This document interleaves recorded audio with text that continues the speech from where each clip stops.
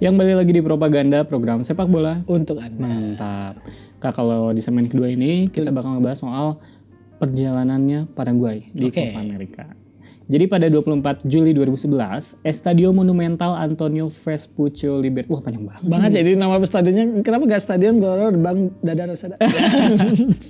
Lebih kayak kan kalau di kita ya kayak Gelora Bandung Lautan Api disingkat GBLA. Ada singkatannya gitu. Padahal ya kayak Gelora itu tuh kalau nggak salah tuh singkatan juga. Oh iya benar. Dari gelanggang olahraga. Iya, jadi singkatan dalam singkatan. Ini berarti EMA VL. Wah, banyak banget ya. Jadi si Estadio Monumental Antonio Vespucio Liberty ini dia menggelar pertandingan antara Uruguay melawan Paraguay. Pertandingan tersebut adalah puncak dari gelaran Copa America 2011 yang berlangsung di Argentina. Nah, pertandingan tersebut berakhir dengan kemenangan 3-0 Uruguay berkat sepasang gol dari Diego Forlán dan gol dari Luis Suarez. Nah, si Copa America 2011 ini bisa dikatakan menjadi turnamen yang paling menarik sepanjang kompetisi tertinggi di benua Amerika Selatan tersebut. Karena selain bisa Uruguay menobatkan Uruguay sebagai pemegang gelar juara terbanyak, ajang tersebut juga menghadirkan Paraguay sebagai runner up-nya. Walaupun ya tadi kalah 3-0 ya. Nah, satu hal yang menarik dari perjalanan Los Gunners ini adalah mereka lolos ke final tanpa bermodalkan kemenangan sama sekali. Kok bisa mereka gak menang tapi nyampe final gitu. Nah, jadi ceritanya nih Paraguay ini melaju ke final dengan modal 5 hasil imbang. Udah cukup tuh. Udah cukup. Fenomena ini cukup unik, mengingat Paraguay ini sulit buat dikalahkan, tapi juga susah buat menang.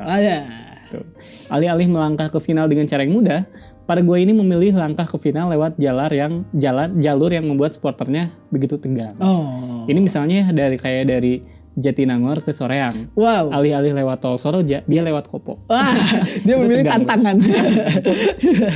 Benar juga. Nah, si perjalanan anak asuh Gerardo Martino ini dimulai dengan hasil imbang 0-0 melawan Ekuador. Nah, pada laga kedua melawan Brazil, Paraguay sebenarnya memiliki kesempatan untuk meraih 3 poin sebenarnya. Namun, keunggulan mereka sirna akibat gol Fred semenit sebelum pertandingan usai. Jadi sama lagi tuh seri lagi. Nah, lagi-lagi nih kesempatan meraih 3 poin kembali sirna, Kak. Di pertandingan terakhir lawan Venezuela, mereka itu unggul 3-1 sebetulnya. Udah menang. Tapi di menit-menit akhir mereka disamakan oleh golnya Miku dan Adrian Perozo. Masing-masing pada menit ke 89 dan 90 plus 2. Itu akhir banget. Nah, dengan koleksi 3 poin dari 3 laga, Paraguay ini ada di bawah Brazil dan Venezuela. Tapi kan kalau misalkan peringkat 3 biasanya nggak lolos ya. Cuma karena ini ada peringkat 3 terbaik. Wah, harapan. Jadinya ditentukan lewat situ, Kak. Nah si produktivitas sendiri gol Paraguay ini kemudian menyelamatkan mereka dari eliminasi. Karena mereka berada peringkat kedua klasemen, peringkat 3 terbaik di bawah Peru. Jadi poin Paraguay sebenarnya sama dengan waktu itu dengan yang dimiliki oleh Costa Rica. Akan tetapi selisih gol Costa Rica adalah -2, sedangkan Paraguay 0. Jadi ya mungkin sama-sama susah menang. Cuma kalau si Paraguay masih terbantu dengan pertahanannya yang masih cukup solid gitu. Iya, karena dia 3 kali draw pasti selisih golnya pun 0. Iya, harusnya sih 0. Nah, yang menarik nih, saat undian perempat final kembali mempertemukan Paraguay dengan Brazil. Iya, balik lagi. Tapi hasil laga ini beda, Kak. Kalau di penyisihan grup itu kan diakhiri dengan banyak gol ya. Betul. Tapi di laga ini berakhir dengan kedudukan imbang tanpa gol selama 120 menit. 0-0. Akhirnya adu penalti lah, kan. Betul. Adu penalti kemudian menjadi penentu kemenangan Paraguay dengan skor 2-0. Kalau ini kan di Argentina ya, di Copa America. Kalau di Soreang lu bukan adu penalti, Kak. Apa tuh? Adu bagong. Wah, jadi ketika seri semuanya ditentukan dengan adu bagong dari kedua negara tersebut. Agak aneh ya. Seru banget itu dulu. Tapi emang sering sih, saya juga masih ada. Nah, ini gara-garanya nih ada 4 penendang Brazil, yaitu Elano, Thiago Silva, Andrés Santos, dan Fred yang gagal gol gitu. Semua eksekusi mereka tuh jelek banget. Karena 3 tendangan melebar dan melambung jauh, terbang tinggi bersama mimpi.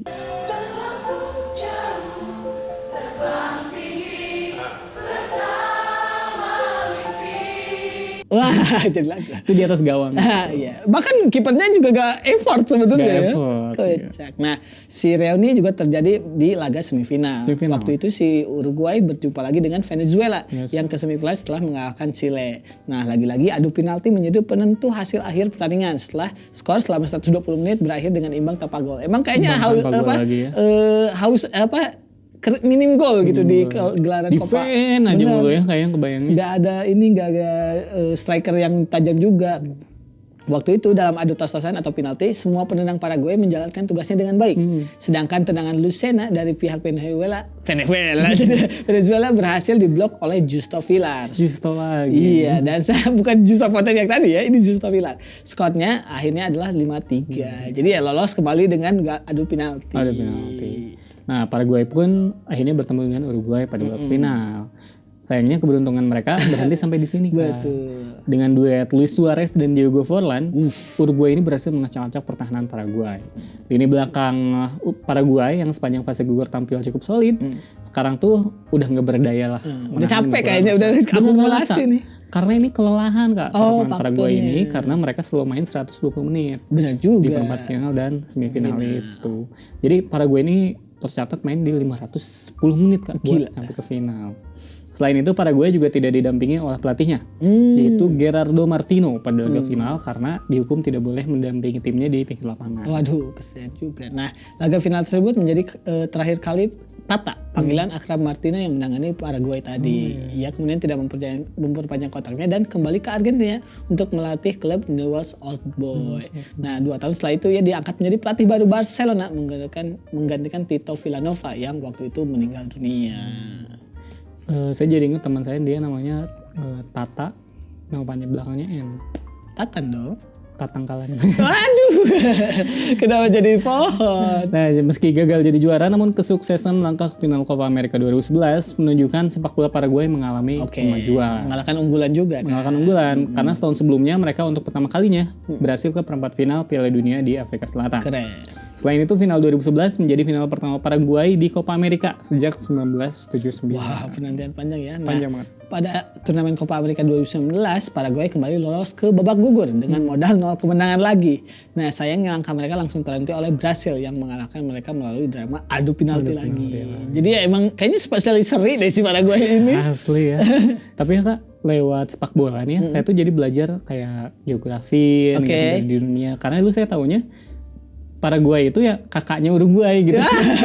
Yang banyak yang gue. Gue. Iya, dan apalagi waktu itu ya peta dunianya mungkin kita taunya Amerika Selatan atau Amerika Latin itu ya Brasil aja. Argentina paling. Betul. Atau kebetulan karena ibu saya suka nonton telenovela ya Venezuela.